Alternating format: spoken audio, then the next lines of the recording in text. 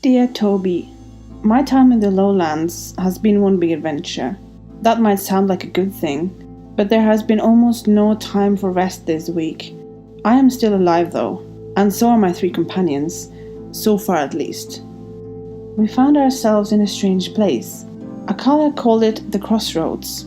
It was a vast open area with a light blue sky, but no sun, and mountain rocks floating in the sky in a seamlessly endless void. Even though pleasant, the Crossroads had no water and no possibility of food, so we had to find our way out.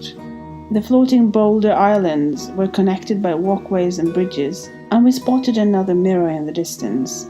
We had to figure out some sort of puzzle to get over the bridge. It was like walking the Spear-Tip Rock Bridge, only without the bridge being connected to anything.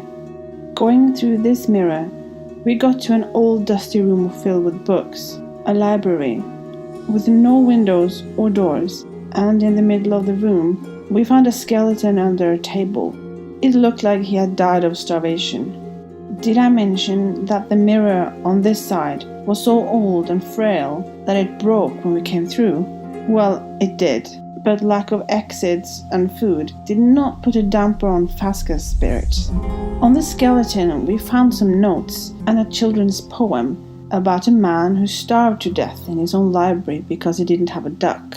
After some searching, we also found a series of magical books, one of them which trapped Fasca inside it when she looked at it. The book had a drawing that showed a cottage with cows, ducks, and a little Fasca in front of it. After she managed to catch one of the ducks, I shook her out of the book, and it worked.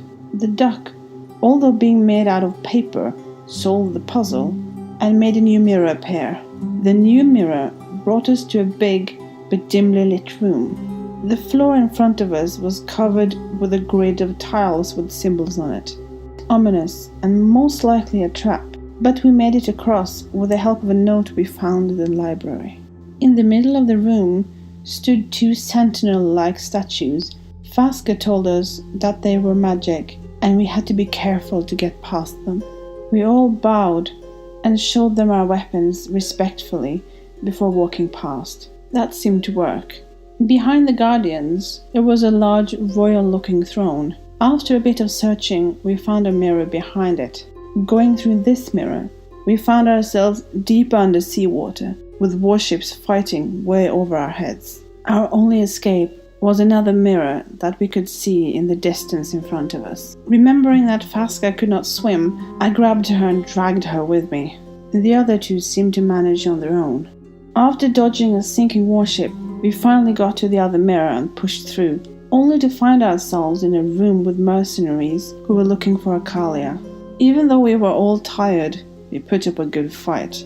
Fasca managed to tip a cauldron of boiling oil over one of them, and the other ones did not fare much better. The room we were in was obviously a part of something larger, and the noise of our fight soon had more guards banging on the locked door. Luckily, Fasca had her wits about her and found another mirror on the back side of the one we came out of. This time, we got back to the Crossroads again, although somewhere different than last time. In front of us was an open area with an old woman next to a campfire. She seemed to be expecting us, which was a bit unsettling, but she also had food, drink, and loads of it. The old woman told us about our fate and where we were supposed to be.